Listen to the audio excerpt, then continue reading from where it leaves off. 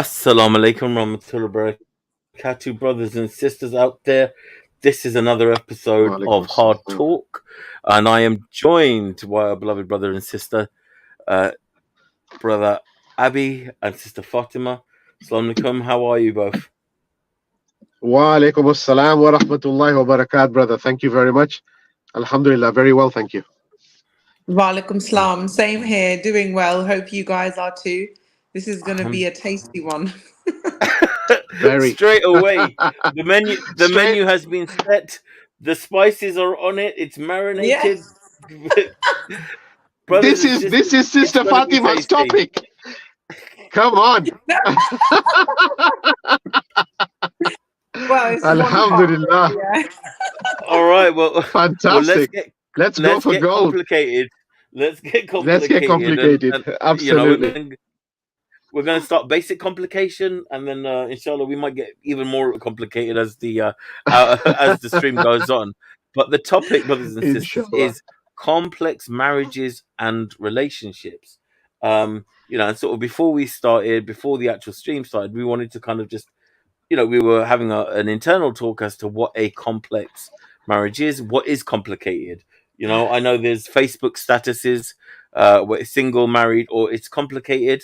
That was my definition of what complicated means prior to us having the conversation. And so, other than that, either sister or brother, who wants to really give me the real deal of what is a complicated marriage or relationship? Come on, Sister Fatima. Come on. Okay, so I think one important thing to cover here is that when we talk about relationships, there's a lot of psychological, sociological, and academic definitions for these kind of things.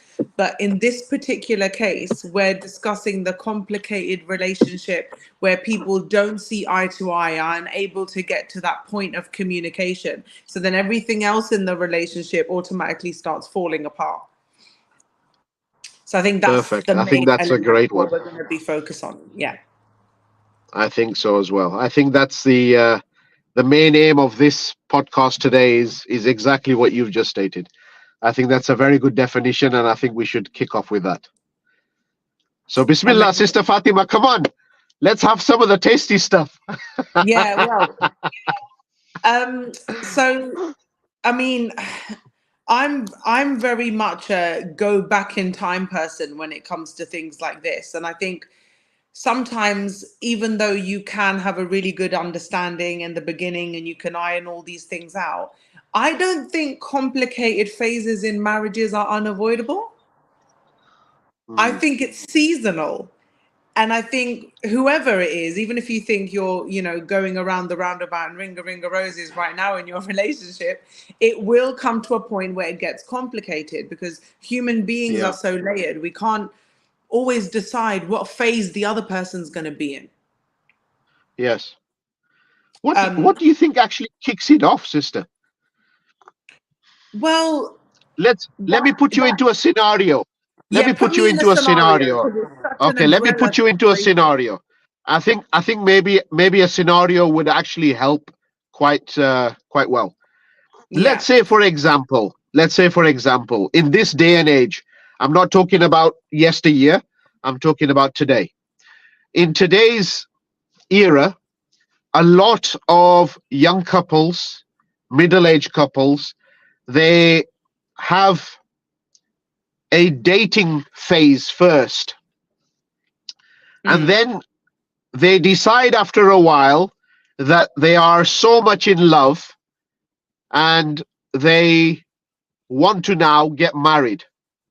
So they now get married. So they're now in a scenario of marriage.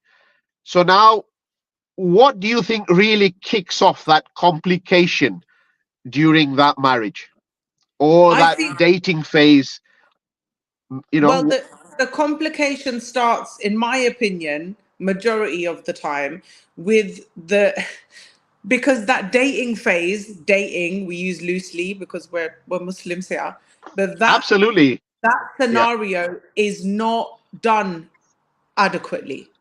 The correct moves are not done in that foundational building stage.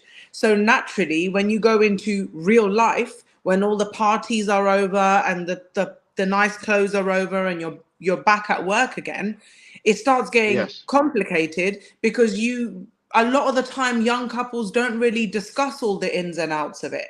I certainly know that was my situation when I got married very young. Yeah. I realized in hindsight the values, the way of dealing with difficult situations, how even if something's impossible to communicate, you communicate on Yeah. how you would approach each other with that impossible thing.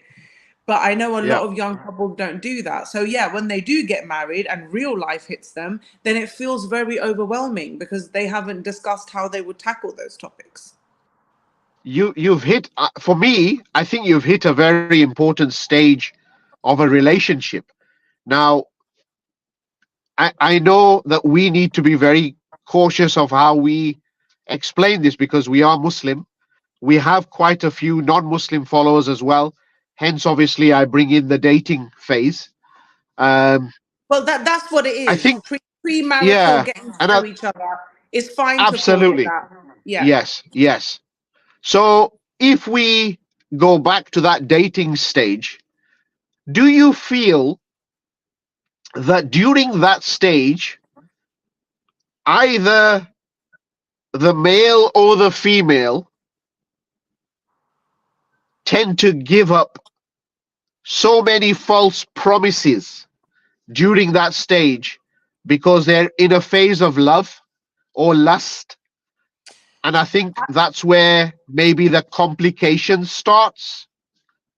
I'm not too sure if it gets to a marriage stage. My personal opinion is I don't think it's about, lying or concealing it.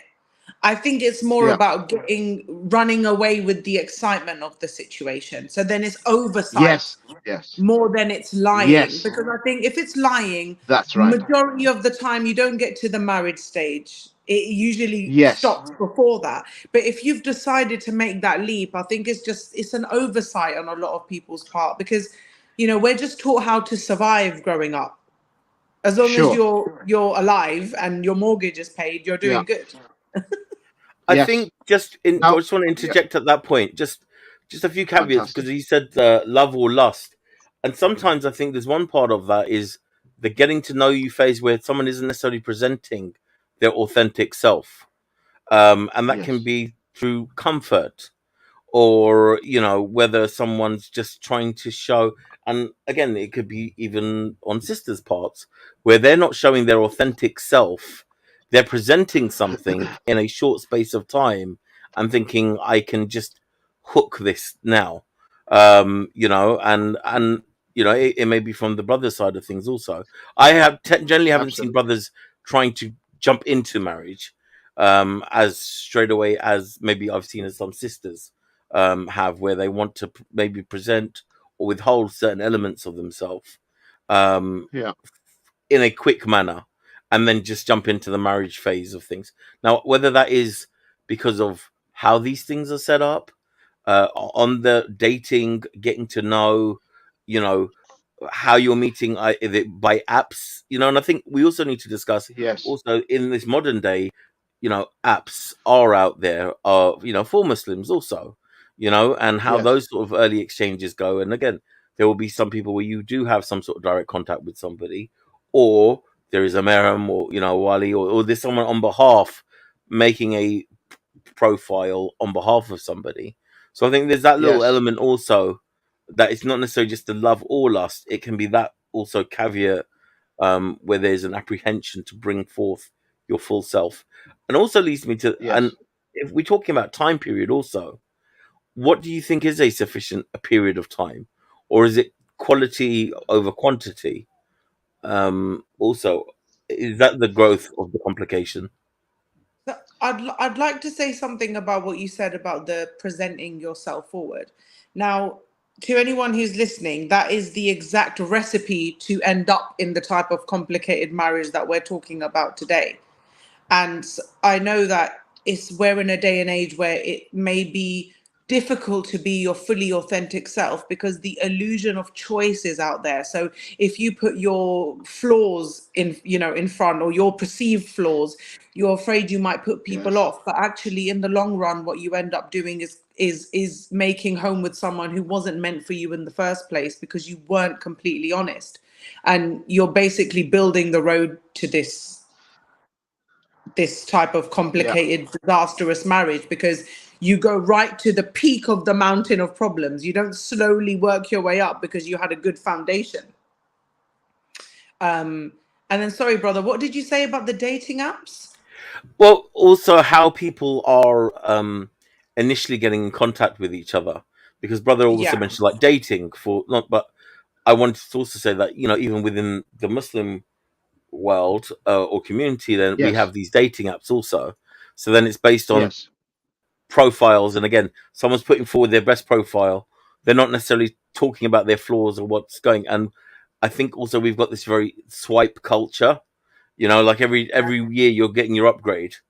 Yes. And astaghfirullah, and a certain app where you swipe left or swipe right and get an instant hookup, essentially, has been Yes. also the making of how easy certain things were. Because before it could have been, you get to meet someone, but now it's a case of, okay, Yes. I want a certain physical interaction. I can go on an app. I'm looking for other people that want that thing. Oh, do we like? Do we? Yes, no. Okay, boom. And that was something sacred, essentially. Yes. absolutely. Um, and that, to get to that level of intimacy or feel, involved either a relationship of some sort, marriage, etc., etc., etc. So it's we're a different dynamics now with technology, essentially. Very much so. And then Very the much so. effect that then has on the beginning and the sowing of the seeds of that Yes. foundation. So just wanted that's where the dating app kind of came into it. That's no, that's interesting. See, Yeah, what I was thinking was what I mentioned earlier, just to explain what I meant, and I'm sure you did understand, was that when a girl and a guy are getting to know each other, because the guy sees this girl, she's beautiful, and I'm taking the girl's side here now, yeah, not the guy's side. I'm going to be biased. The guy tends to start saying things like, "Hey, babes, if we get married, I'm going to do this for you. I'm going to do that for you. We'll do this. We'll go here. We'll go there." And I can see sister smiling already. And I'm just and trying not to laugh. you Yeah, know, we're gonna do this. We're gonna do that. And then all these over promises and false promises come into play. I'm not generalizing and saying everyone does this, but this is a very common scenario that is played out throughout a dating period where they're supposedly getting to know each other. And this is what plays out. Now, when they're at the stage of getting married and the marriage takes place, now the girl unfortunately sees that this man isn't doing or isn't delivering on his promises. And then this man becomes a man who's a yes ma'am, yes ma'am, three bags full ma'am, but doesn't deliver anything. And he'll keep on, telling the girl, "Don't worry, baby, next year, don't worry, this year, don't worry, soon, we'll do this, we'll do that, don't worry." It gets to such a stage of complication. This is just one definition of complicated marriages and relationships. This is just one. And there are many, many that are worse than this, and it gets to a stage where the girl actually feels as if this guy literally took her for a ride, lied to her throughout her entire getting to know each other stage, and now they're in a marriage, and their entire relationship has become a lie. Do you know what I mean, brother? No, absolutely. It's been the case where people haven't taken the time to really, understand or have been misled essentially when it comes to the actual, suddenly you get married and Yeah. things are different. Sorry, guys, I'm going to take my beautiful glasses off. Oh, your Noor is coming through, brother. It's all right, alhamdulillah. I will just to warn the viewers. Subhanallah, We'll have to just subhanallah. warn My the Hold on. eyes. Let viewers. me switch. Let me switch the torch off. Let me switch the torch off. Subhanallah, subhanallah. But yeah, no, absolutely. It can lead to this very much sort of situation where the marriage happens, and within 2 to 3 weeks, it's like, what have we got ourselves into? And then the added pressure of, Dilemma situation, yeah. yeah, the 20 to 60,000 or 100,000 that's been spent on the wedding, and everything else. I know of one situation where I think it was either the day of or the day before a marriage, where they essentially called it off because the bride had decided that she didn't want to live with the in-laws. Um, Wow. and yeah, so that had caused a major issue. So again, these things are, Yeah. you know, um, it's important. It's important for people to kind of be upfront as much as possible before, because what And I can think, happen afterwards yeah. can be a devastation. And I think in this day and age, I think it's so difficult. And it really is, because I see it regularly around me in Leicester, where young boys are like, wow, she's hot. I wouldn't mind her as my wife. I would love her as my wife. If she ever, said yes to me, I would give up the world for her, you know? And you think to yourself, has it gotten to that stage? And it's a vice versa for the girls, and they're checking guys left, right, and center, coming after 14 years in South Africa, coming back to the UK, shocked the living daylights out of me, brother. I thought I came back to a country that I'd left 14 years ago, and I thought maybe there'll be a few tweaks here and there. I came back here and I thought to myself, what the hell just happened? It's like a complete 360 has taken place. And I thought, wow, and I thought the dynamics of male, female, Muslims, young boys, young girls, relationships would be similar to what they were before. And I came back to this and I thought, what the hell just happened? And I it think just blew me. It really blew me. an important factor, I think, is that unfortunately we've had a very fast generational growth because we've had so much technology available to us, and Yes. self-esteem is at an all-time low, but the show of confidence is at an all-time high. Yeah. So it's actually a misalignment within people, because someone, I saw a comment come up there about people showing these amazing marriages on social media. And I think an important thing to remember is that the snippets that we see is not the whole unit of reality. And people are so desperate to have what they can show people now. We our mindsets are so different, because now you cannot even live without being on social media, because you'll miss out even on the daily happenings of life. And the urge to present the best form of the best, I think that gets people really lost into the romance of it all rather than Yes. focusing on the reality. But truly, people's self-esteem of the generations now and the ones to come are even, it's going to be even worse. The Yeah, illusion no, of choice, Very low good, sir. self-esteem, high availability of visuals and people on social media has turned us into depreciating of what we have at home, because the reality is, out of all the people that you swipe on, the percentage of people you actually end up having a successful connection with is really low. People are having I frivolous mean, to attract the right one, frivolous it's not always about choices from No, I totally agree with you. Totally agree with you. It's become at such a stage where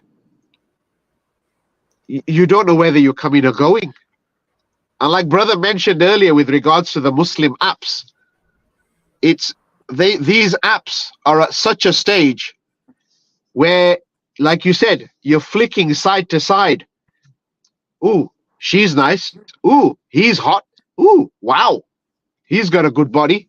You know, and that's, everyone's looking for something, and I think this is where, this is just my personal opinion, I think this is where a lot of people go wrong, because they first start out in looking in the wrong direction in the first place. Yeah. Do you know what I mean? Well, And it's it's like a they real don't, shame. you're not really given, see, direction is something that's given to you. You can be taught direction. Yeah, And the main focus in a lot of places is, well, just get rid of school, get a job, get money, or go university. Like those other deeper us elements of a human being, those things need to be taught at yes, home. Those things are, your family unit is what ingrains that into you, your perspective on life in regards to dealing with other human beings. So do you think people our are, parents have lost it in this age, or the I new think parents are losing it? they're losing the grip, because when a child gets to a certain age, especially when they get to the teenage side of things, everything is out of control. So before, each and every time, the arena in which they're growing up in is getting wider, looser, more things are available. You're younger, you can get it. Yes, So they're yes, losing their faculties, which which is common for that to happen with teenagers. They're losing it in a yes, bigger playground with more LED lights and more access to quick dopamine hits. So of course it's yes, going to take soldier type of parents to try and keep their child on track whilst going through all those changes in this scary world now. That's absolutely. that's a really good point, and I think the arena, um, and you see the age of when things are accessible through technology and the internet. Now, how the biggest struggle is keeping them away from these things or lessening the access, because it's become part of everyday life. Pocket money is on an app. If they're going to school, everyone's got a phone. You know, um, communications with school is online. Like, there's so many elements of technology where trying to lessen that is literally taking everyone's lifeline. I mean, Wi-Fi goes out for all of us right now. We're all panicking. Like, we're all sort of going to Yeah. go into a bit of a panic. Like, hang on a minute, there is something that I need to do that requires me to have access to the internet. And so Yes, I think that's the other thing of really being able to protect, number one, establish boundaries, and keep within the family unit. And again, with the economic pressures of the family household, keeping up with the expenses of living, all of these other variables that are in place. Again, it is, but I think that's where Islam is a foundation where people have been able to yes, hold on to. And I think even so now people are seeing the Muslims as being the ones that are going to hold firm in inshallah the ta'ala. hurricanes, and still Yes, hold on to that modesty, the submission to Allah, and how that helps us to perceive the world also. Yeah. And that foundational learning there is what then goes forward into your adult relationships. And you are able to then deal with those levels of complication from a much more stable place rather than your ego or your anxiety taking over. And absolutely. to be quite honest with you, we've lost a lot of ritualistic elements of our tradition that keep our families together. I mean, even the way that we live in modern day society, sometimes survival requires you to move away from your family now. Like living together is Yes, no longer a common practice. So trying to keep those ethics in place, it's going to be a real challenge, because really that's how I see it, and that's what I talk about on my page, brothers, that how yes, we deal with ourselves now is going to be our next generation's result. They're going to get the result of the job that we do now. Absolutely. Totally agree with And you. there was a lecture I was watching, and I'll stop after this. And there was a lecture I was watching in regards to raising children and technology. And like you said, brother, it's impossible, because even their homework now is on the internet. They have to log on, and they need a tablet to do it. And the tablet has internet access, and the tablet has Yes. apps. And even when you put parental guidance on, that doesn't necessarily, sometimes the parental guidance blocks things that it shouldn't block, and you need to remove it so your kids can go on the apps. So Absolutely. Yeah.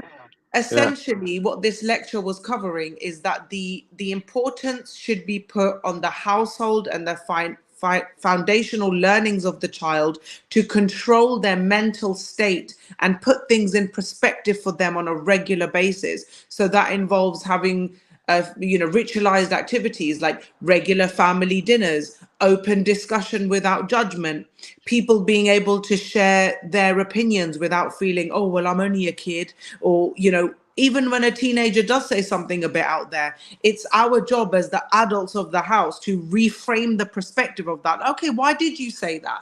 But we live in a very cut and shut, especially in the South Asian community. If you say anything out of the bounds, they immediately shut you down and they close that conversation. Whereas Islamically speaking, we are promoted to leave the forum open so people can feel free and welcome To have a discussion. Yes. Right. So if we are not taught Yes. that in our homes, and we are cut and shut and shut down when we touch on certain topics, how are we supposed to learn that as adults and do that with our spouse, who we are intimate with? Very much. Yes. Totally agree with you. Totally agree. Teach your Now, kids I think, self-esteem to talk about difficult topics that yeah, make them absolutely. uncomfortable. Teach them the mannerisms in how to approach that. I think we've talked about gathering a relationship between a male and a female at a younger age, or the dating stage. Let's go into a marriage. Let's talk about how the complicated side starts or becomes part of your marriage. In my opinion, and I think this is just a definition from my side, I feel that when two people have gotten married, it could be sometimes an arranged marriage, or sometimes a marriage, where you've liked each other, you've met each other Islamically, and you've gotten to know each other as much as possible. And you've said, yes, he suits me and he meets all of my requirements and conditions, or she meets all of my conditions and requirements. Let's go ahead. And then you end up getting married. And then all of a sudden, you're part of this marriage now, and you feel that the whole marriage is single-sided. And you feel as if I'm showing 100% love, maybe more, but I'm not getting the same from somebody else. Where do you think that comes in from? Because that's also a complicated marriage. Okay, That's so part of the complicated definition. Yeah. the first thing that strikes to my mind when you say that is, first things first, we need to be more mature within ourselves and understand that sometimes it's qadar Allah. And that qadar Allah requires us to face that test in a way that will make us feel uncomfortable.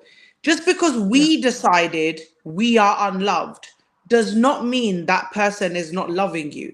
It means there needs to be a conversation about, I would feel loved if you did these things and you never do them. And then for him to say, well, actually, I do this to show you that I love you. Yes. So instead But of sister, you know jumping, what? Sorry for disturbing you. You hit the nail right on the head. I wanted you to come up with this because this is exactly what I always say to people. Have you talked about it? Have you had a discussion about it? yeah, but it's the Have you manner sat in down? which it's the manner in which people talk and have a discussion. That's why things remain Yes. complicated. Because when you're emotionally entangled with your partner, you, Yes. especially women, We leave our barriers behind and we're like, you don't love me and this. And we turn into a childlike versions of ourselves because that Yes. is what we need from our husbands. And, you know, it works both ways. Sometimes he can understand that you're having one of your moments, but other times, you know, I can only speak from the woman's perspective because that's what I am. We need to sometimes approach these things with more of a logical mindset rather than diving in because we believe our feelings are reality. In some I cases, they think, can be, yeah, but it's not yeah, in every case. So, you know, have yeah. you talked? Yeah, people will say, yeah, what they meant is they sat down and accused the other person for 30 minutes Yes. Thank and you. the other person didn't take the blame. So I Yes. talked to them, but they didn't talk to me. That's not talking. You know, No, it's not that's talking at talking. all. That's not a discussion. That's just pointing at each other. And if you That's just really pointing at want to each make other. if you really want to make your situation work and your relationship is truly the priority over your ego, you will find a way. You will find a way to sit down and say, this particular thing gives me pain and I've got nowhere else to go but you. There's two words that come to mind for me. One is ego, that you just mentioned, and the other one is the fear of expressing your feelings and yourself. Yeah. Polarities, really. Yeah. Yeah, because Because you can keep it inside for so long that your behavior becomes resentful. And then it takes 20 years for someone to realize your relationship is toxic now. Because, absolutely. yeah, because then you look at each other one day in the kitchen and go, how did this happen? How do I Yeah. actually have a disdain for you? You know, because if Yeah. we don't say that, because sometimes, guys, in truly, you have to hear critiques about yourself. That's life. There will be times Yes. where you know, Absolutely. someone will say that, God, the way you approached that wasn't very friendly or nice, or that's not very kind, or Yes. whatever. And we need to be able to be open to hear that because Yes. that could be the key to save your marriage. But you might not even know that you approach a topic and you make a certain face Yeah. and that makes you look blocked off and other people uncomfortable to talk to you. But if you don't allow that Yes. communication, you will never know how you're truly affecting your situation. There is one part of that also when it comes to. I remember one manager of mine, like I sit comfortably with my arms crossed. Obviously, you can't see it now. You know, my arms are quite stoic, but generally in life, We I can would actually sit with see you, my arms brother. crossed. We can And actually see you. see, my arms aren't crossed, but after the trauma of him always saying, you know, negative body language, I'm picking up negative body language from me. So I'm comfortable, I'm happy. Let's not read too much Yes. into it, you know. And that Yes. was Yeah. one of those other things that it was like sometimes it can be an overread, um, you know. Or I've heard the term resting B face Yeah. from women also, that you know this is something they suffer from, and I wasn't aware of it, that it was an actual condition, but I've Yeah. heard a few women discuss that this is something that they have. So I think within either it is the getting to know people or getting to know each other as to how you respond. I know as men, if we're not comfortable in a certain situation and we may be highly stressed with over other things, you know, work, finances, handling everybody, Yes. and trying to think. When a topic is brought up, we may not be at our best. You know, we Yeah. may not be receptive also, and then on our spouses or our partners side of things, it's like he's unapproachable. Um, and so I think there also has to be an element of consideration as to like Yes. is can when are you going to be in a good space to receive the things that I want to talk about, maybe, you know. See, And I but don't know Absolutely. if there's that maturity within a relationship to do that either. self-esteem is a big part of this because what we do is we go, if I get to know this person, I know everything and never the unexpected can never happen to me. You know, Yeah. The unexpected is a part of life, and the self-esteem element, if when you have a more secure self-esteem, you don't rush the other person for an answer because you're secure in yourself that the world is not going to crumble around you if you don't know for 48 hours. And Yes. I say that strongly and I mean, and in the most humble of ways, and the first lesson to go towards me, I was never like that. I would literally shake down the tree until I got an answer because my self-esteem was too fractured, and therefore it would trigger my anxiety. And I think And you would demand now, an answer. yes, because I needed it. Whereas in a relationship, it's not only about you, and even your sense of urgency. You need to have that esteem in yourself, where if you've said to that person, I need to talk, and they said, give me a couple of days and I'll get back. I think in Yeah. the age that I'm at now, in the phase of life, I would see that as very respectful. I would actually thank him for not giving me an off the cuff answer, and giving me the due respect to go away and think about it. But if you came to me 10 years ago with it, I'd be like, oh, I need an answer now because I can't go to sleep, and I can't eat, and I can't breathe, you Yes. know. But it is I think okay. I think it yeah, it is okay. You are right. And I think every individual has their own processing way of processing things or certain things. And like brother said, depending on whether male or female, it doesn't really matter. If there's certain issues on your mind mentally, you're already diverted from the entire serious conversation. You're not in the mood of listening, and you're not in the mood of giving somebody an answer.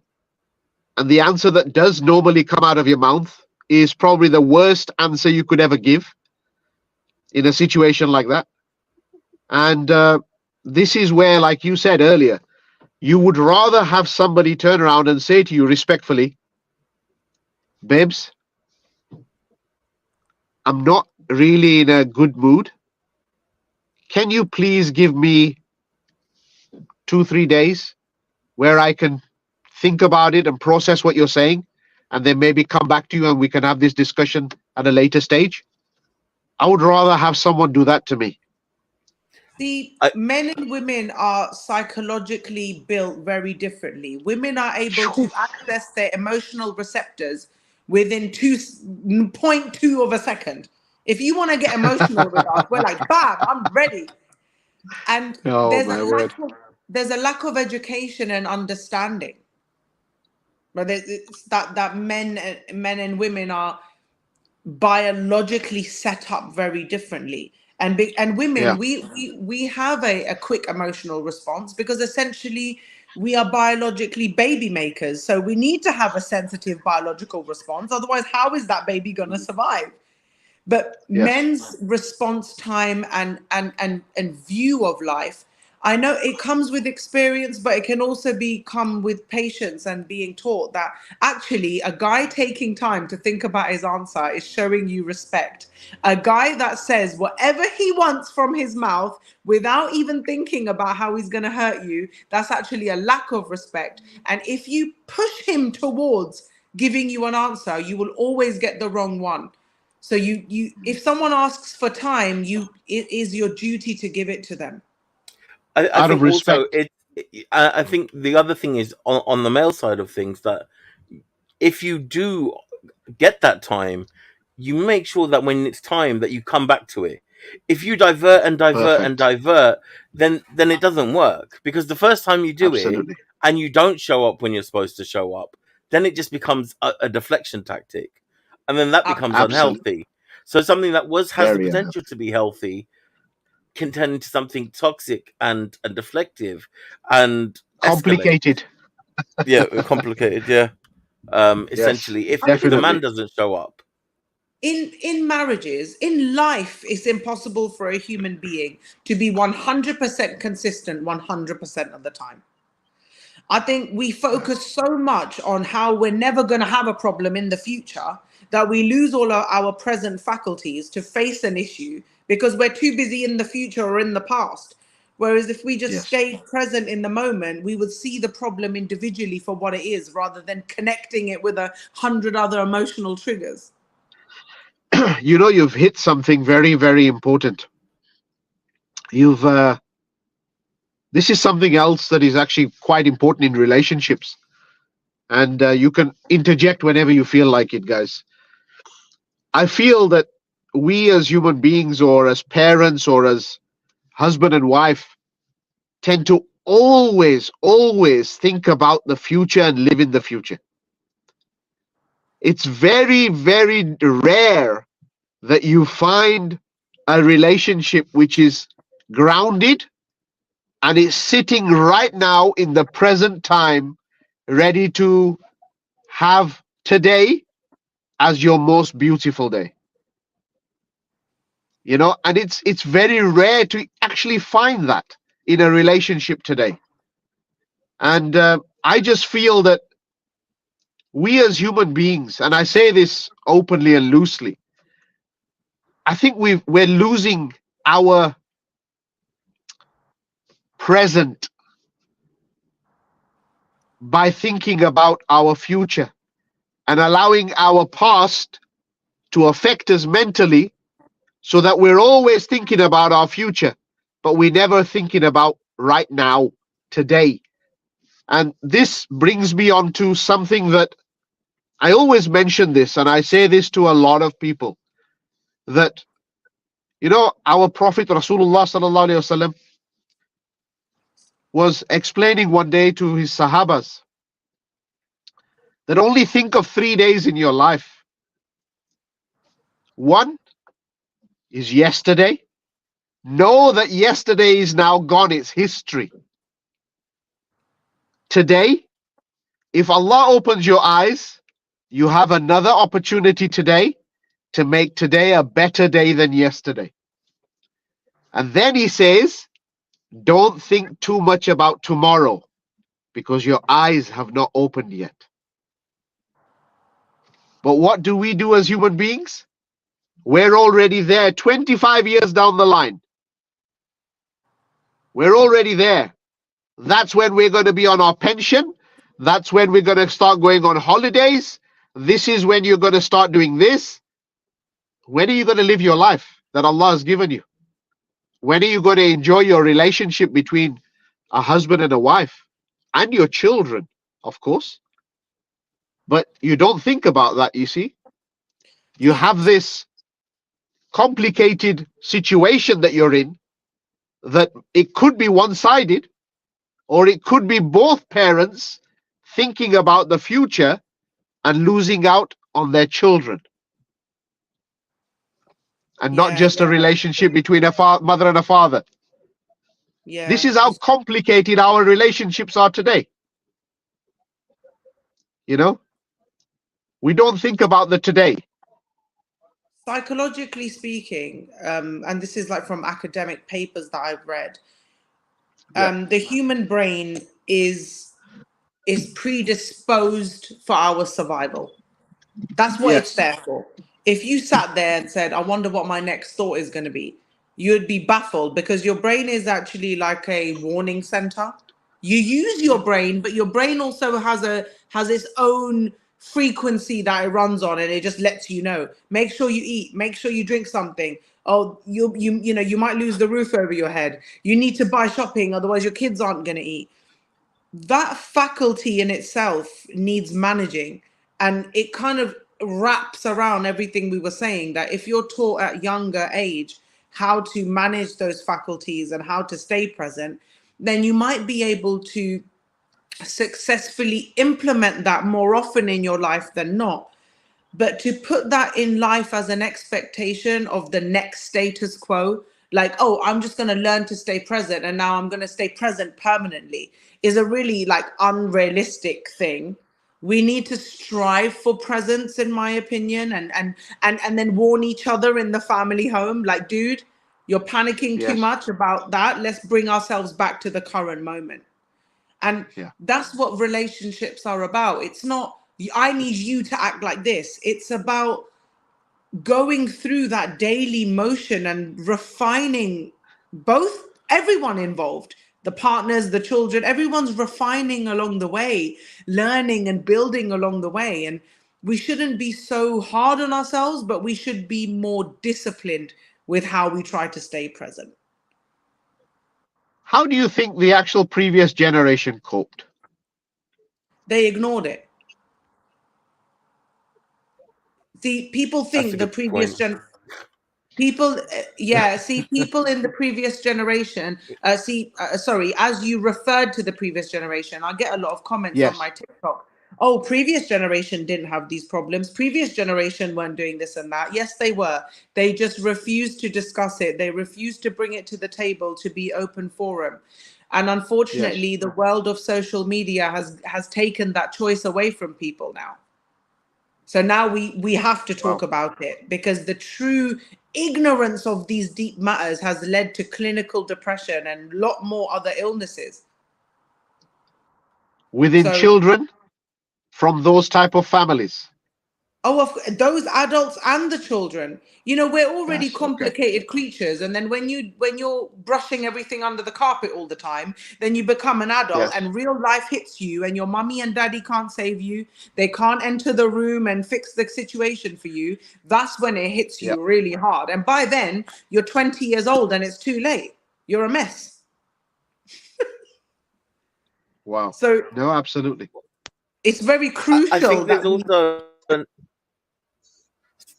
so I think there's an element of also our understanding of growth throughout life, and how previous because there isn't necessarily that full stop when you do get to your 20s, but generationally oh it's kind of like, okay, fine, you hit a certain age and you're done basically, and you're getting there, and then you're told by your elders this is what you've got to, and we kind of shun away in a way, and we're trying to take that road on our own as we grow up. I think the expectation from as our children are growing, or the next generations, is that you are continually growing and adapting and trying to understand the world and people around you. And if that is in play, alhamdulillah, there is an aspect of then understanding that, fine, I don't have the answers at this stage on how to deal with this situation or this particular person, because again, like with our sisters, mothers, partners, wives, etc., we're dealing with a new set of circumstances as we grow, and sometimes people either grow together or they grow apart also. I do agree with the element of growth, but there is there is quite well known in across multiple academics and even in Islam, the foundational frameworks that you are left with from 0 to 7 and then 7 to 14, those things can handicap you. So we Oh are yeah, forever yeah. growing, but wouldn't we want to try our best in this generation to allow our next generation to not be as behind as we were in that aspect? So it does require a lot. We all grow, I agree with you, and I don't think it's the end of the world at 20, and I know how that sounded, but a lot of our neurological pathways of thinking are set, and you have to be in a place of high awareness to understand you need to change them. A lot of people are built away and they stay away. They don't even realize they have to grow. And that's the key, the sort of crux of the issue, I think, because we are forever growing. I agree with that. We need to be more accepting that growth is a continuous journey. You're not going to feel peace one day and that's the end of it. I woke up happy and now I'm permanently happy. If you had an ear to ear smile on your face for a week in a row, you would get sectioned. It's not normal to be that happy all the time. So, growth is painful, and that's a part of life, and that's a part of the test. Hello. I had one last week, all week, 7 days. Yeah, yeah. Well, we might need to have a word then, brother. Am I going to jail? Yeah. Well, I think you might already be in a jail. Alhamdulillah. I'm just joking. No, I know. We're all joking, don't worry. I thought I'd crack the ice a little bit, let let the but it's true. Like even if anyone in a relationship is listening and they're wondering about this, take a deep breath, go to your divine Lord, ask for guidance, and then approach your Subhanallah. situation, and stop being so hard on yourselves and your partners. Yes. There's some circumstances where there are boundaries that are crossed, and we are not Yes. discussing that. We're discussing fairly more of the healthy side of relationships, just where Yes. it's gotten complicated. So Yes. not being so hard on yourself and others and slowing down is probably the best advice that's come out of this so far, in my opinion. I think, sister, you mentioned something the last video that we did last week in the podcast, that sometimes we make ourselves suffer as individuals by overthinking and making up scenarios and stories of why the other person doesn't love me or show me emotion. And all of that boils down to, this is my opinion, it's due to lack of total communication, complete breakdown. It's because we're not talking to each other. We're not speaking to each other with respect, or not having the courage to have a beautiful conversation with either your wife or your husband, to turn around and say, hey, babes, I was thinking, I always say I love you. And, maybe say something nice and say, when was the last time you said I love you to me? Or ask something, or put it in a different way. I was wrong just now. It's a wrong way of approaching it, but I'm just giving you an example. Yeah, but you don't go accusatory. Go No, I know. start a That's why I conversation. said I was wrong. Yeah, I got upset. I wanted to apologize. I'm sorry. I haven't told you I loved you in a week. I'm sorry. I I really love you too, my brother. I love you too. I'm sorry. It was my bad. But no, I I get what love you're you saying. too, my brother. I love you too, man. I love And you too. well, you might Yeah. get exactly that response, guys, if you try it at home. And before you know it, you're having a laugh and you're enjoying a lovely dinner. And Subhanallah. alhamdulillah, life is not as. I think I just want to go back to the point that you made, because it's quite important when people Yes. Get triggered.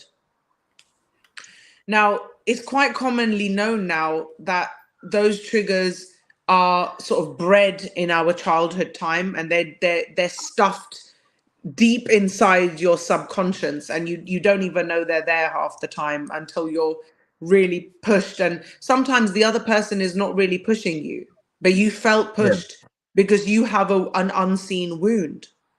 And it's very important to understand that when you have that trigger arise in you, that you have an appropriate amount of internal conversation with yourself before you start going around pointing fingers at everyone else. Yes. If you feel a certain way, fully understand why you feel that way before you start trying to have conversations with people, because they'll turn into fights. Yeah. Most people in healthy relationships are just trying their best to make it work, and your best might not be their best, and that doesn't mean your best is correct. It means your best is different and their best is different. You have to accept that.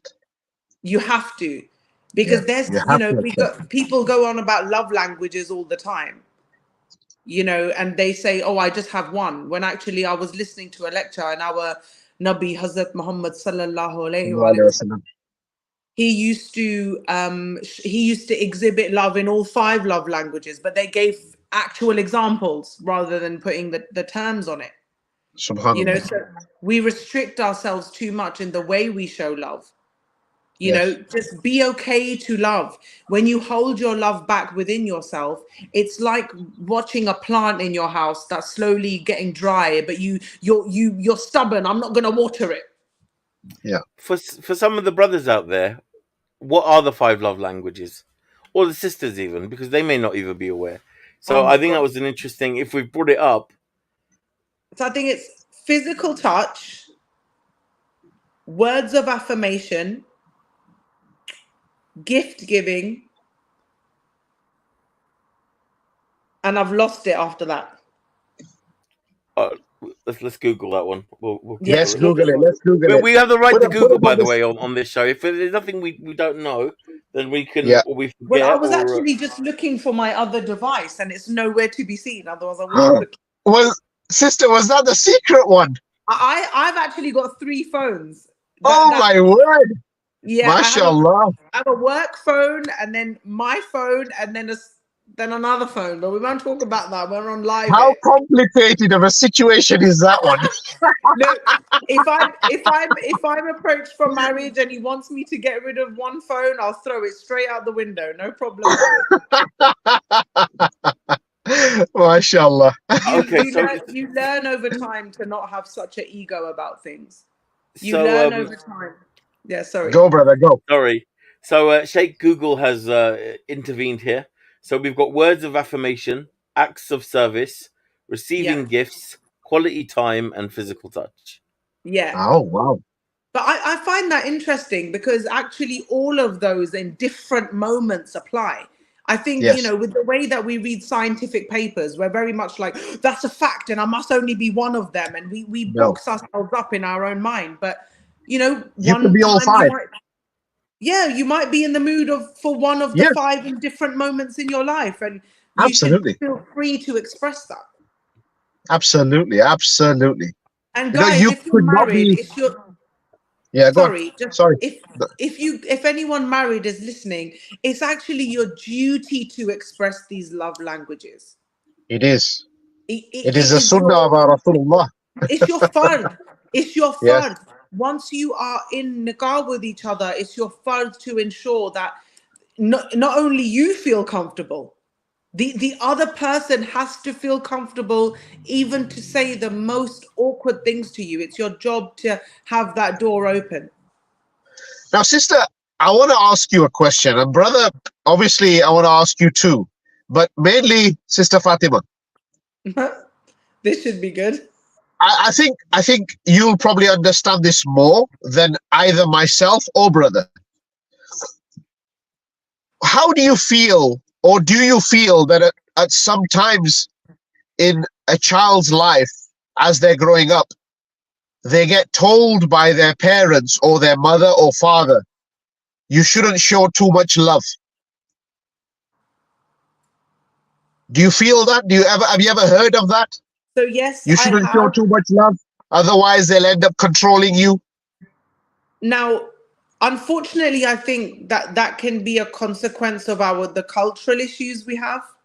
We have a lot of cultural issues and a lot of, I think, even outside of our culture, we've got damaged people and non-damaged people. But it's interesting you say that because, again, what we brought up before about parenting the next generation and that first 7 years.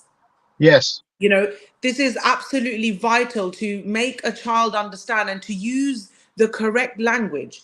Instead of saying to children, don't love, you say to children, your love is very precious, and you make sure where it's going is the right place. And if That's you right. need to talk to me about that, you come in and talk to me about that. We can decide together. But Yes. you are right, because we're not an educated society in the South Asian culture specifically. We're very behind and we are now catching up. And I have heard that. Don't let people too close to you. Don't love too much. Because instead of accepting healing, we've accepted toxicity. We Yes. say everybody's toxic, so don't love anyone. Yes. That's a defense mechanism that we've put in place. We've not put in Very place. much so. If somebody is like that with you, you are not obligated to share your love with them, and you respect yourself and move away. But there are Yes. people that are worthy of love, and I believe I was taught that. Be hard, try and be a chalak meaning and Clever. scheming Clever one. woman. Yes. Yeah, you have to be more scheming because these people are going to walk on you. And Yes. alhamdulillah, that's never been something that it felt very dodgy to me growing up, to be Yes. honest. Very much so. Yeah. But But yeah, it I agree. happens in our cultures. It happens in our cultures a lot. And you can still see that today. You can still see it today in our culture that, parents tell their children that you're getting married. Don't show too much love to your husband or your wife. Otherwise, they'll end up controlling you. And then you basically fall into a trap. Or this will happen, that will happen. And you know what? Then the individual involved finds it so difficult to show their love or their true self. And I think this is one of the definitions of a complicated marriage, is trying to show your true self, who you are as an individual. Because now you're scared, if I do this, my parent or my mother or my father is going to get angry because I did this. Or if they see my husband telling me to do something and I do it, they're going to get angry at it, you know, or they're going to do this or they're going to do that. And all this takes place, and you think to yourself, is it really necessary? Because this is not a defense mechanism that you're being taught. This is a mechanism for destruction of your marriage. But in my opinion, that is an inevitable point you will reach in a new marriage. You know, stop trying to look for everything to be so perfect. You are going to trigger your partner's going to trigger you, and you both are healing your inner childs via this relationship to build into your married life. Absolutely. Nobody is going to enter a marriage fully healed, no matter how educated they are, no matter how much they try to, you know, you can get the higher or lower end of the spectrum, of course, of self-awareness and accountability. But inevitably, you are going to trigger your partner. And if you truly love them and you married them for the right reasons, and you put Allah subhanahu wa ta'ala in the center of your marriage, your perspective will change. You will want to heal your partner. You will want to play a positive role in their growth, very much rather so. than Very much point so. fingers at them and blame them for, you know, being upset. Yeah, I totally agree with you. And the other thing I wanted to also mention was, hold on 1 second. Give me 1 second. Thought process. I was thinking, brother, friendly Muslim, Yes, brother. please say something whilst I'm thinking. Oh, okay. All right, fine. Okay, fine. I didn't mean to No, interrupt no, no, your no, no, no. first You're not thought, interrupting. brother. I'm the one who's Okay. actually lost it. All right. Okay. All right. Fine. I want to touch on Sister's point where she said about truly healed or truly not healed. Yes. Is it not healthy for us before going into a marriage to aim to be as healed as possible? Because you may not get the healing from a relationship that's anticipated, and that can actually trigger. And like when you're talking about what triggers the individuals, I would hope that before getting into a marriage, to some extent, let's say 75%, you would understand the person that you're going to be spending the rest of your life, that what triggers them or what. And again, it also comes into the dynamics of what sort of foundations are built, you know, and how much time you invest in actually really getting to know somebody and what triggers them. Brother, I hate to burst your bubble. I hate to burst it. You know, that never happens. I'm sorry. I know there's no statistics I have to bounce off of it, but I can tell you with utmost certainty that never happens. It is ideal to be as healed as possible, but what my version of being as healed as possible is versus yours can be a world of a difference. I don't know what kind of trauma the other person has experienced. Has it been sexual? Has it been physical? Has it been psychological? Maybe they never experienced any trauma, but they were ignored as a child, and that's a different type of trauma. So trying to be as healed as possible is very circumstantial. And alhamdulillah, I stand by this belief. Your marriage is the place that you break all of that down.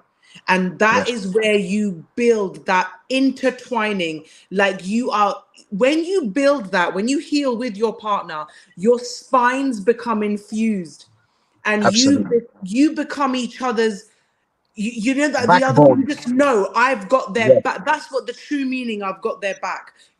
Every marriage is born to trigger you. It is born to break those parts and cracks those parts of you that you believe you are in ultimate control of. To come to a marriage healed and expect things to be lovely, I think that is where people are going wrong. It's a space for people to basically lose their mind, and then you find it together. Yes, absolutely.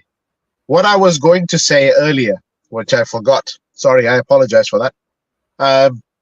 Was one of two things.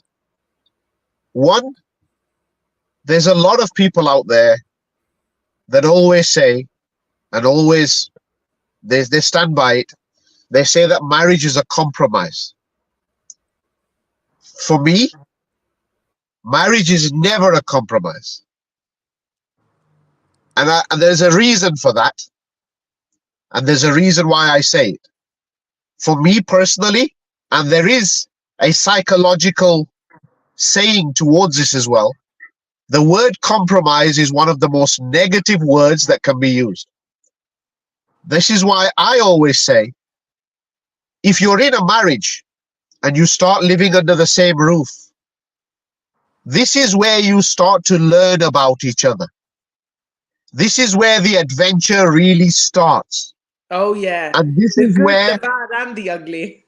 absolutely, and this is where the adjustment starts. And for me, instead of using the word compromise, I will always use the word adjustment.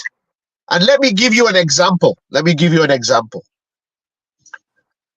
If I like action movies and my wife likes chick flicks, now in many of our Asian households today, it's very difficult, or even previously, it's very difficult for a man to sit there and watch a chick flick with his wife. He'll say, you watch it, enjoy it. Or sit there with your daughter, or sit there with your children, or watch it, I would never do that. I would always sit there, whether I liked it or not, I will sit there and I will watch that chick flick with my wife and my daughter, and I will enjoy it. And then when it comes to my action movie,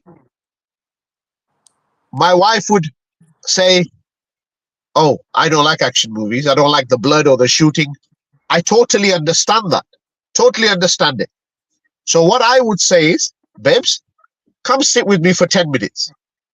If you get into it, fine. If you're not into it after 10 minutes, help yourself. That's the way I would deal with my situation. That's maturity and perspective on life, because we aren't always like that from the beginning, brother. No, I understand. It takes time for us to realize. And I like that you brought up marriage as a compromise, because I think that play on words is so toxic in itself. Very toxic. Because it makes you feel that your marriage itself is a compromise on life. Absolutely. And it's not. There's no such thing as a compromise in your marriage. A successful marriage can have generations of wonderment beyond your fruits of a tree that you will never see. And inshallah ta'ala, that is what true, a really successful marriage is, just accepting that it's not going to be great all of the time, but we're going to pull together to make it great. And nowadays, people are trying to get everything from their partner. So I like the movies thing you brought up, because really and truly, when you mature, you realize there's some things I can enjoy with my partner and there's some things I can't. And I should have other people in my life, my sisters, my brothers, if you have any, or your cousins or your girlfriends or your whatever it is. You should have other people that are also a part of your life, so you're not suffocating your partner to give you absolutely everything. Do you know, it's so important? It is so important. You hit a nerve. You really did. Because, in a marriage, in a relationship, and I'm going to say marriage, forget the relationship side. In a marriage, you must, as a husband, give your wife her space. She needs a space. She needs to be able to integrate and communicate with her good friends, talk about the things that she doesn't feel comfortable talking about with the husband, because it's so important. There are many things that females don't like to talk about, and there are many things that men don't like to talk about, so you need to give that space, and you need the right type of people in your life as well. It is so, so important. You can't be in each other's faces all the time.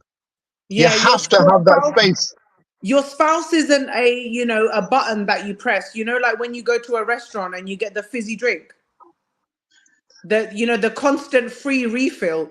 That's not what your spouse is. No. Actually, if each individual in their marriage focused on how they were going to fill the other person's cup rather than filling their own, Yeah.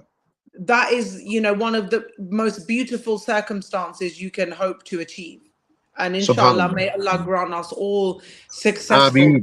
Ameen, ameen, ameen, inshallah ta'ala. May Allah grant every single relationship, marriage between brothers and sisters, inshallah ta'ala, in Islam, out of Islam, inshallah ta'ala, everybody success in their marriages. May Allah guide them all in the right direction. May Allah give them the strength to be able to communicate in a beautiful way. And inshallah ta'ala, may Allah grant them the heart and the mind of beauty to beautify their marriage, inshallah ta'ala, and their relationship, inshallah ta'ala. Ameen. It's important. Like nowadays, I think people are they're chasing lust and fulfillment because we feel so disparaged and lost in this world. And alhamdulillah, being Muslim, we are very much prepared, and we are told the explicit details. We are in the day and age of fitna. This shouldn't be a Very shock much. to us. We have been Very told much. what's going to happen. Our Hazrat Muhammad Yeah. sallallahu alaihi wasallam was Sallallahu sent alaihi wasallam. specifically down to put ease in the heart of the ummah by making them aware this is going to happen. So Yep. guys, that Absolutely. should make us want to strive even more to Yes. push against this society, because even though we are pushed to get married quickly, that quickly is based a lot of the time on lust. Yes. And I know that is a big factor, but that's a test we've been given, guys, to You've hit, control you've that hit a spot. element, to look beyond that and have discussions, because that whole lust thing, it can really it's a fast road. Very fast road. And it doesn't end well. No. So, final thoughts I would say is that, to try and avoid that complicated marriage, look as deep into yourself as you can. Yep. Find a partner that you would like to invest in rather than focus on how they're investing in you. Yep. Yes, there's realistic parameters that we have, and you need the basics in life. But, we're not looking for that kind of forever tap of, or you're gonna give me joy permanently, and every time I press the button, I'm gonna get it. It's not a gonna happen, two-way is it? street. It doesn't work Absolutely. like that. Be prepared to be triggered, and be prepared to work with your partner on it. And hopefully in time you can be more comfortable with working on those complications. Inshallah ta'ala. And may Allah grant all of us an amount of respect for each other, always. Husband and wife, may Allah grant us all respect for each other so that we can communicate better, so that we can address our children far better than what we have done in the past, so that we can actually show them how Islam is so beautiful and teaches us the beauty of marriage and shows us how we should love in a marriage by following the steps of our Rasulullah sallallahu alaihi wasallam. And inshallah ta'ala, may Allah just bless everybody's homes, inshallah ta'ala, with the beauty of the love that we have been shown by our Prophet. Because it is so, so beautiful. Just to give you a fine example, the part where our Prophet would eat from the same meat of his wife, piece of meat. He would drink from the same cup and find the spot where her lips have touched. And that's where he would place his lips whilst drinking from the cup. Now, how beautiful is that? How beautiful is that? How heart-filling is that? Just those two examples that I've given you. And in this day and age, we as human beings, we turn around and say, I don't want to touch your germs.